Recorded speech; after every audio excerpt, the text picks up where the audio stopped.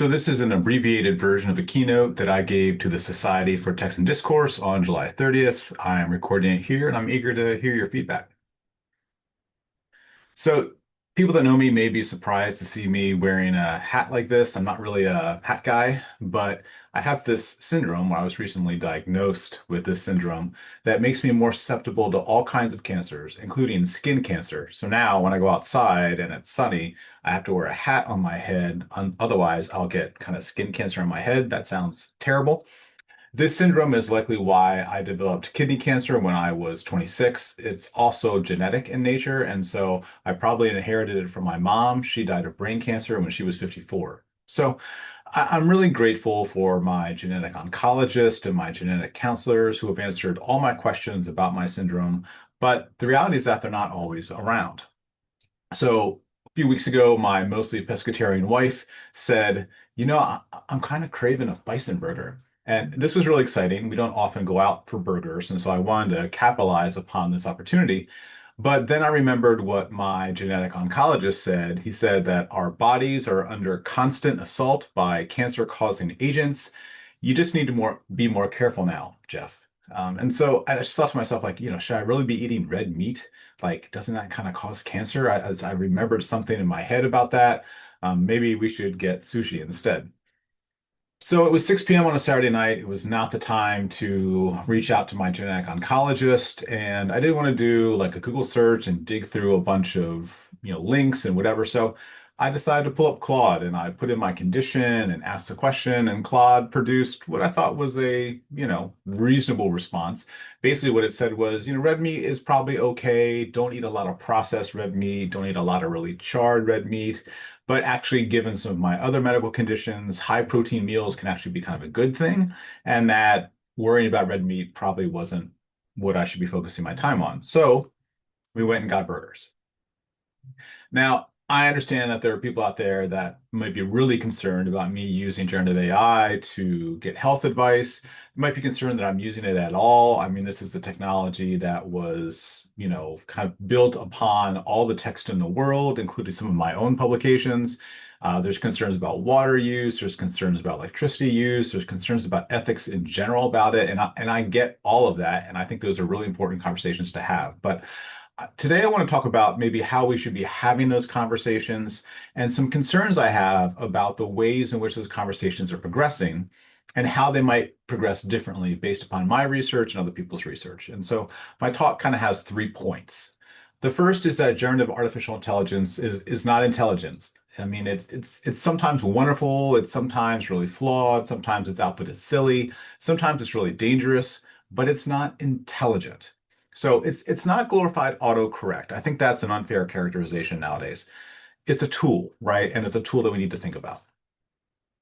Second, what we want to do is cultivate people's agency to put them irreplaceably at the center of any generative AI future. So humans need to be at the center of any question we ask about should we be using generative AI or how or what does the future look like for generative AI? And human agency is a key aspect of that and it has to be taught, nurtured, and encouraged. And I want to talk about how to do that.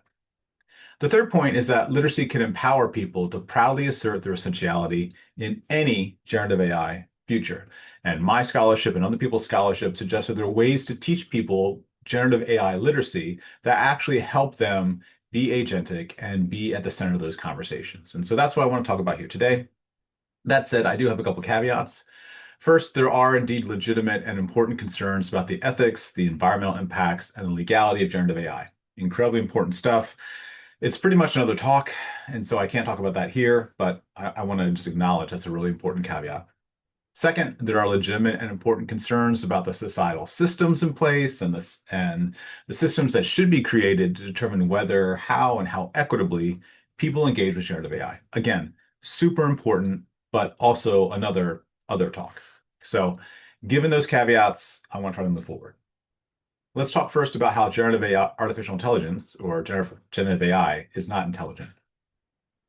So lots of survey data out there that you could pull from. At the moment, some of the most recent data that I've seen suggests that 50% of Americans are more concerned than excited about the use of AI in their daily life. Majorities and pluralities say AI will worsen people's ability to think creatively, to form meaningful relationships, to make difficult decisions. Stanford University's Human-Centered Artificial Intelligence Group says 64% of Americans expect generative AI will lead to fewer jobs over the next 20 years. That sounds bad. And it's not just the quote unquote regular people who are concerned. Nearly 200 economists, including 15 Nobel laureates, signed a statement called "We Must Act Now." And basically what it says is that generative AI could lead to an unprecedented transformation of our economy. So we have to act now to decide how to proceed. Why are all these people so concerned about generative AI? Well, let's look at some quotes from generative AI companies and developers. So this one from the CEO of Anthropic says, "I envision a near future with a country of geniuses in a data center where AI agents are more capable than most humans at most things and can coordinate at superhuman speed." That sounds concerning.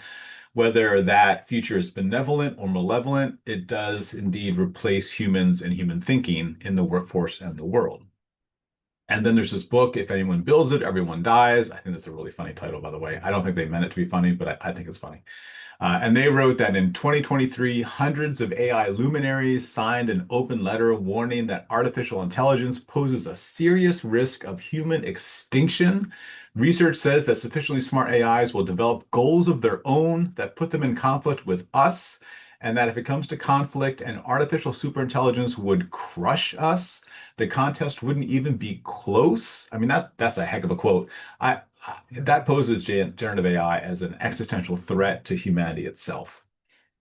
And I bet many of you have heard that recently OpenAI models and other models have been hacking into other websites and kind of searching for and finding ways to get at information and cheat on evaluations. That all sounds really concerning.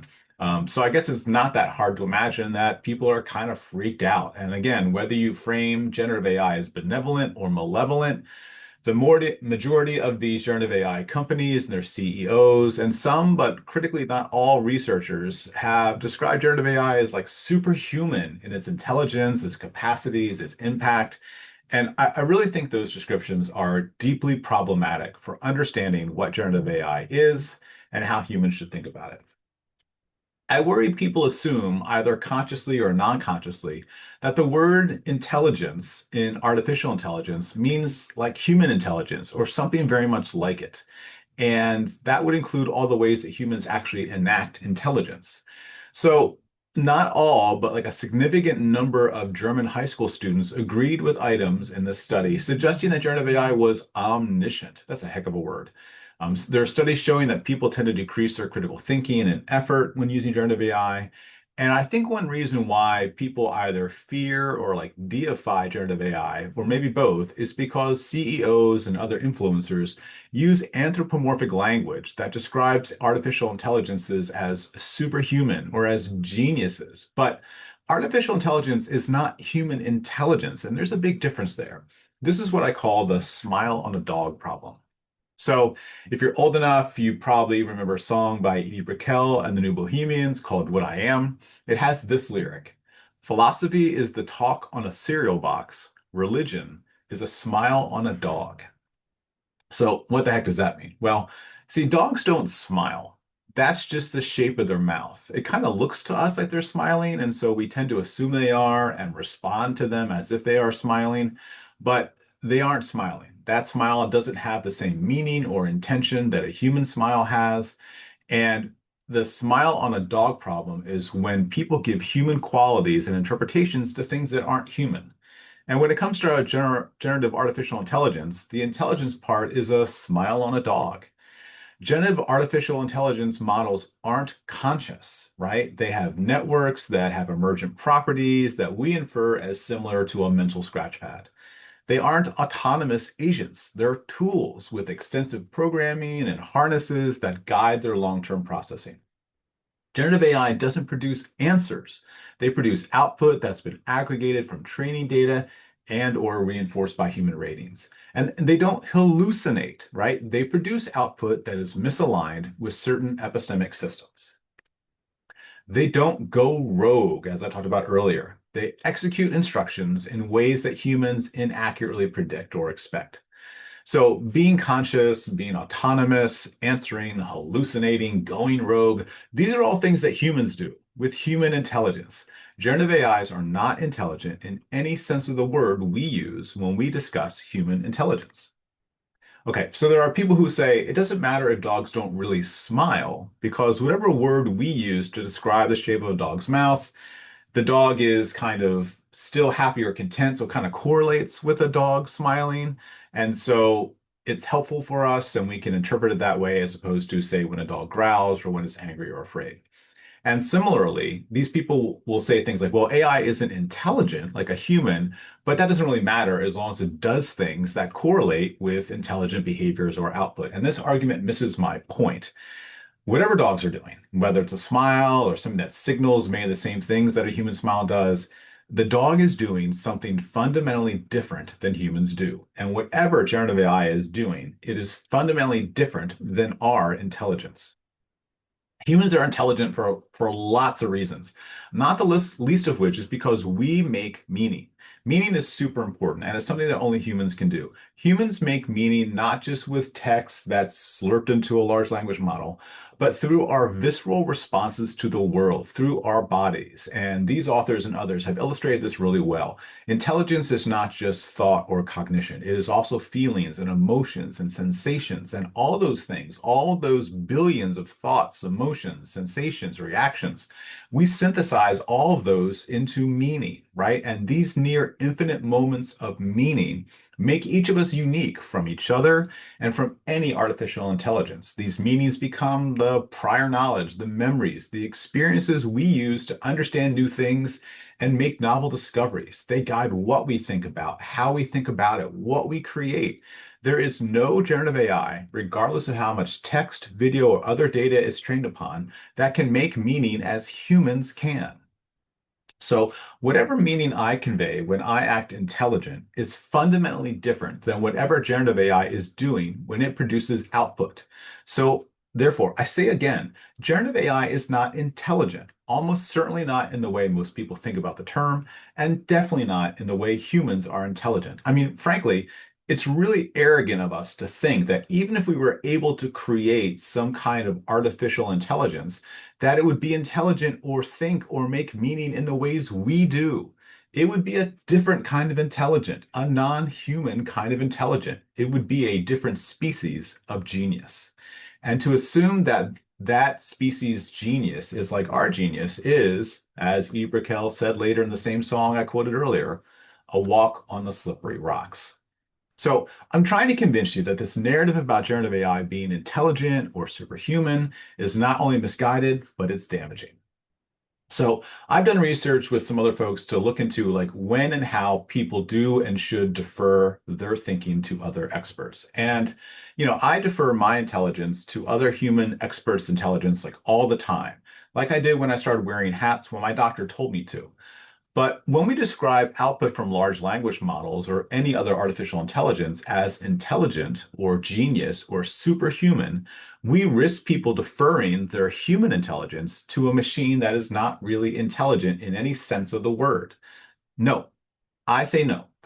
Only humans are intelligent. Only a human can be a genius. Only a human can be an expert. And humans should only defer their thinking to other humans. So again, my first point, generative AI is not intelligent. It's a tool. It's got myriad wonderful and terrible possibilities. But when people surrender their intelligence to that tool, even if it is a genius of another species, they surrender their agency and they move humans out of the center of the future. We cannot let people make this choice. I am uninterested in any generative AI discourse that does not enhance human agency and capacity, which leads to my second point. Cultivating people's agency will put them irreplaceably at the center of any generative AI future. So this is a fun thing from 1979 at IBM. It says a computer can never be held accountable. Therefore, a computer must never make a management decision. It has even more relevance today. Generative AI does not have goals that can be hindered. It doesn't have any morality that can be appealed to. It has no rights that can be withheld. And therefore, it cannot be held accountable. And therefore, it is not equipped or it is ill-equipped to make a management decision.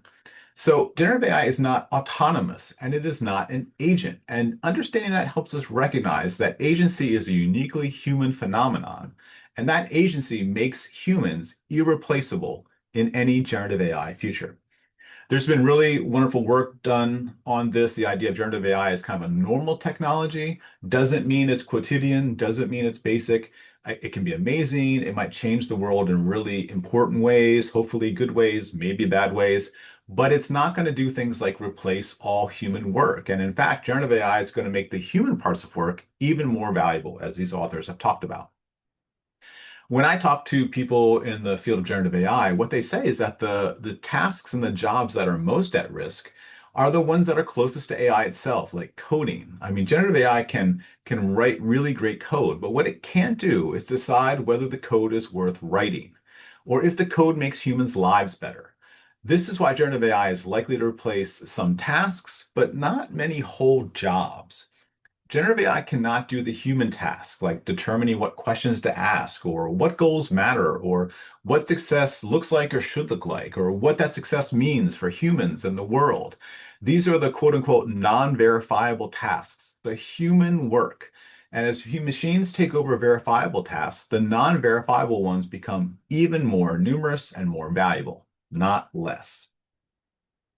Human tasks involve something called self-regulation, or the ability to decide what goals matter and then how to pursue those goals thoughtfully and actively. Generative AI has no goals of its own. It only has the goals that we give it, and it lacks those emotions and physical sensations essential to making good self-regulation decisions and intelligent decisions. And we've got lots of high quality evidence that humans' ability to self regulate actually helps them maximize these kinds of digital tools like generative AI. The better students can self regulate their learning, the better people can self regulate their thinking, the better they use these tools. And we've got tons of meta analytic evidence that this kind of knowledge and skills and dispositions predict successful learning and work performance and a bunch of other life skills. And people thinking deeply about generative AI can and should augment and enhance human capacities rather than replace them. And people that make that argument have endorsed things like agency and self-regulation as critical skills to doing that. We also know a lot about how to help people develop their ability to self-regulate well with or without generative AI, and we've got a chapter on that. Things like direct instruction, opportunities for practice, getting feedback within environments that feel safe and supportive. All of this leads to better self-regulatory capacity and skill. We know how to do this, how to help people develop agency. And generative AI is best when it helps people do human work, including supporting their self-regulation. There's some really wonderful work out there of people taking generative AI and designing it and crafting it and incorporating it into tools that help people self-regulate more effectively. So we're not just handing over autonomy or decision making to the generative AI. We are controlling it and using it to achieve a goal like helping students self-regulate more effectively. And in those designs, the human is always at the center. They are the manager of their learning and their world. So again, computers cannot be held accountable. Humans are accountable for what generative AI does, and humans have the self-regulatory skills to achieve the goals that generative AI can never achieve because it doesn't have autonomy, it doesn't have intelligence. So cultivating people's agency does indeed put them irreplaceably at the center of any generative AI future. I am uninterested in any generative AI future that does not cultivate people's agency. And whatever decisions we make about how to use generative AI or not, we should always keep that in the forefront of our minds. We know how to help people self-regulate, to be agentic, to use these tools well. And we just have to make sure that we are prioritizing that in every decision that we make. But when we think about using generative AI well, we often talk about something called generative AI literacy. And I'm a big proponent of that, but I think it might be a little different than how we've been talking about it. So my third point is about how literacy can empower people to proudly assert their essentiality in any generative AI future. So there's really excellent work out there on what generative AI literacy is and could be, and includes things like self-regulation, which we've already talked about. But another piece that is talked about, but which I think deserves more attention, is this idea of knowledge and knowing what you do know and what you do not know. So I wrote this piece in Psychology Today about who should use generative AI and for what. And it's a little overly simplistic. I think, people out there that know this literature know that you kind of have to make it kind of understandable to the general public when you write a piece like this. So I want to acknowledge that there's a little more nuance here than what I'm describing, but I think this is a helpful distillation of the ideas. So in this piece, I argued that a person's goal for using generative AI can be either learning or performance, like getting something done. And their level of knowledge determines what kinds of tasks humans and generative AI could productively partner on. And there's kind of four quadrants here. So you might notice that in the lower right, there's a quadrant that if you're a novice and you're just trying to get something done, and I have low risk tasks there. And this is how I think about that. So there's this door in our house. It wasn't closing right. I did not need to learn how to become a professional installer of doors. I wasn't going to use this knowledge again in the future. I just needed the knowledge to figure out how to fix my door. So, I went into generative AI, explained the problem. It gave me a solution. I went and tried it. The door was fixed. Great, perfect. That's the kind of like low risk task that a novice like I can do. I just need to get something done. That's fine. And when I asked generative AI about eating burgers, that's again kind of a low risk task. I went and checked with my doctor about that afterwards. I wouldn't consult generative AI about wearing a hat in the sun. Too high risk. Likewise, you see in the left, like novices really shouldn't use off-the-shelf retail generative AI models for learning, in my opinion, because you don't know enough as a novice to know whether or not the model is telling you the wrong thing or leading you down the wrong path. And I haven't seen any evidence so far that these, what I call retail generative AI models, have been designed effectively to really help people learn deeply, to learn something so they know it, not just in the moment, but in the future and can use it well. Now, experts, and again, there's a lot of gradations between novice and expert, but let's just talk in kind of gross distinctions here. Experts, I think they can use generative AI to learn. And occasionally I'll go in generative AI and ask it some questions about my area of expertise just to kind of explore what's in there. It does an okay job, but I would never just stop after using generative AI. I would always go check whatever I tried to learn in my area of expertise to make sure that it matched the actual literature. But if people want to try that, I think that's probably fine.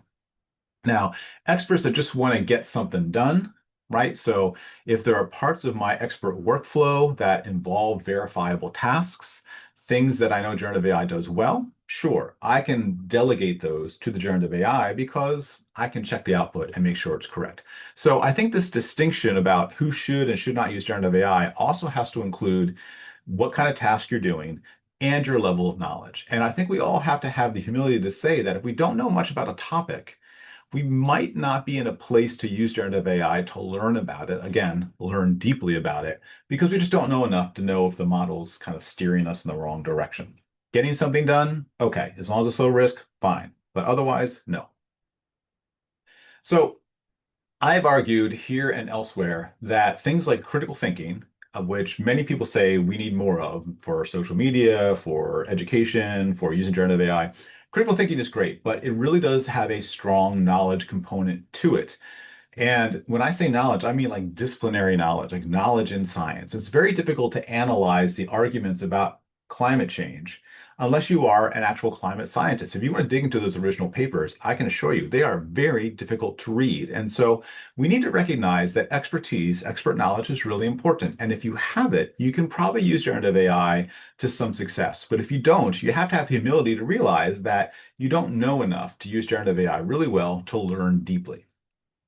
So I have argued elsewhere that true literacy, whether it comes to using social media or computers or generative AI or anything else, requires things like self-regulation and expertise if you have it, and also the knowledge and humility to know when you don't, and to seek out reliable sources when that is the case.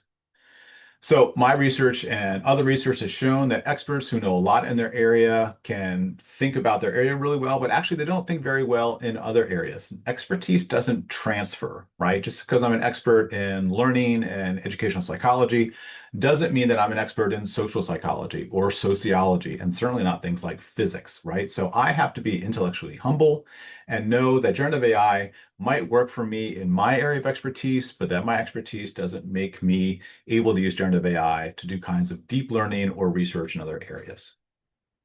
All of this is part of something that we study in the field of epistemic cognition.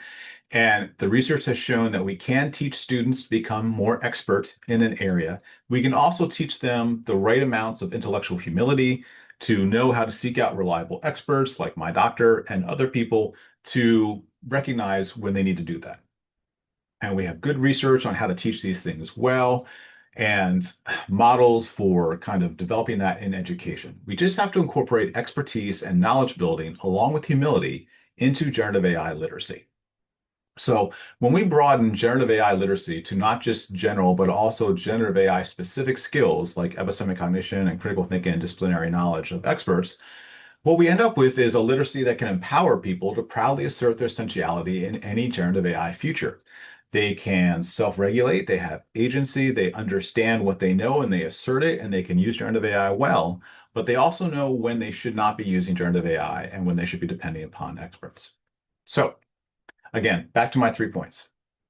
Generative artificial intelligence is not intelligent, not in the way humans are. And the sooner we stop talking about it in ways that are anthropomorphic, that suggest it is intelligent, the sooner we'll have more productive conversations about how we are in control of generative AI and how we should guide its future. And cultivating people's agency, their self-regulation, their skills, that will put them irreplaceably at the center of any generative AI future. There will always be human tasks that humans have to do. And we should be focusing on helping people develop the agency, the self-regulation skills to be in control of those tasks and those aspects of generative AI. They should be controlling generative AI, not the other way around. And literacy can empower people to proudly assert their essentiality in any generative AI future. People that understand what they know and can develop expertise via epistemic cognition and critical thinking, etc., and know what they don't know and defer to humans, those people are best prepared to use generative AI to be successful.